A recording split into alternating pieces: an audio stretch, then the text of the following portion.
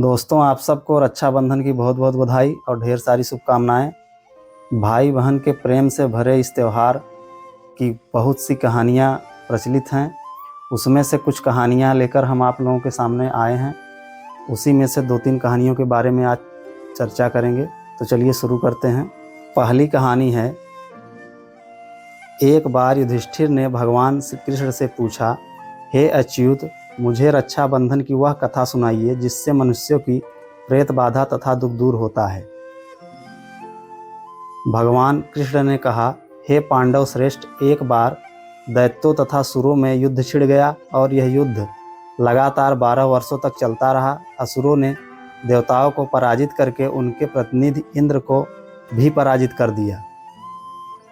ऐसी दशा में देवताओं सहित इंद्र अमरावती चले गए। उधर विजेता दैत्यराज ने तीनों लोकों को अपने वश में कर लिया। उसने राजपद से घोषित कर दिया कि इंद्रदेव सभा में न आएं तथा देवता व मनुष्य यज्ञ कर्म न करें, सभी लोग मेरी पूजा करें। दैत्यराज की इस आज्ञा से यज्ञ, वेद, पठन पाठन तथा उत्सव आदि समाप्त हो गए। धर्म के नाश से देवताओं का बल घटने लगा। यह देख इंद्र अपने गुरु बृहस्पति के पास गए तथा उनके चरणों में गिरकर निवेदन करने लगे, हे गुरुवर, ऐसी यह दशा में परिस्थितियां कहती हैं कि मुझे यही प्राण देने होंगे। न तो मैं भाग सही सकता हूँ और न ही युद्धभूमि में टिक सकता हूँ, कोई उपाय बताइए। बृहस्पति ने इंद्र की वेदना सुनकर उसे रक्षा विधान करने को कहा। श्रावण पूर्णिमा को प्रातः काल निम्न मंत्र से रक्षा विधान संपन्न किया गया। ये न बद्धो बलिर्राजा दानवेंद्रो महाबल तेन स्वाम भिवध्नामि रक्षे माँ चलः।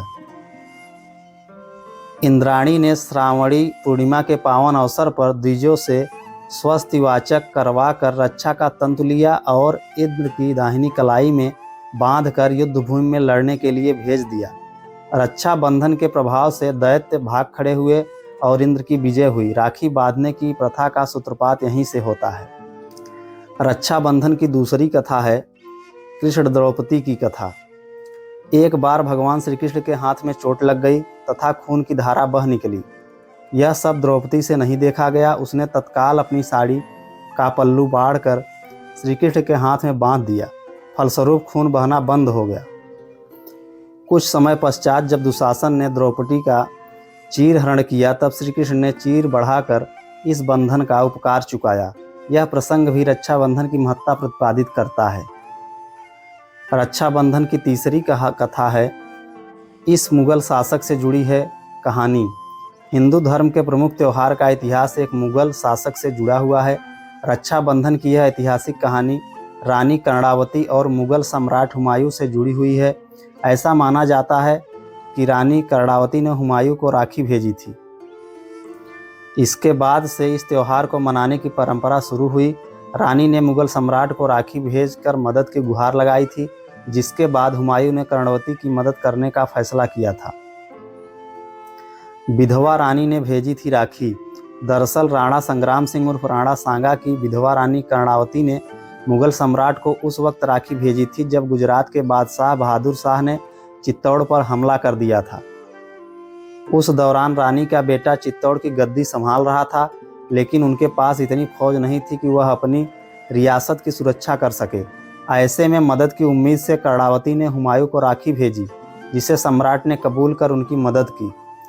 ऐसे निभाया अपना वचन।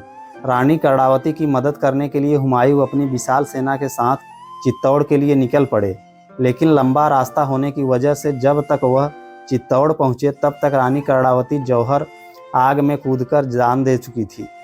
रानी के जौहर के कारण बहादुर शाह ने चित्तौड़ पर कब्जा कर लिया था। इसके बारे में सुन हुमायूं आग बबूला हो गए और उन्होंने बदला लेने के लिए चित्तौड़ पर हमला कर दिया। बहादुर शाह और हुमायूं के बीच हुए इस युद्ध में हुमायूं को जीत हासिल हुई और उन्होंने दोबारा रानी कर्णावती के बेटे विक्रमजीत सिंह को चित्तौड़ का शासन सौंप दिया और इस तरह भाई बहन का यह रिश्ता हमेशा के लिए इतिहास के पन्नों में दर्ज हो गया। आप सबको एक बार फिर भाई बहन के इस प्रेम भरे त्यौहार रक्षाबंधन की बहुत बहुत बधाई और ढेर सारी शुभकामनाएं।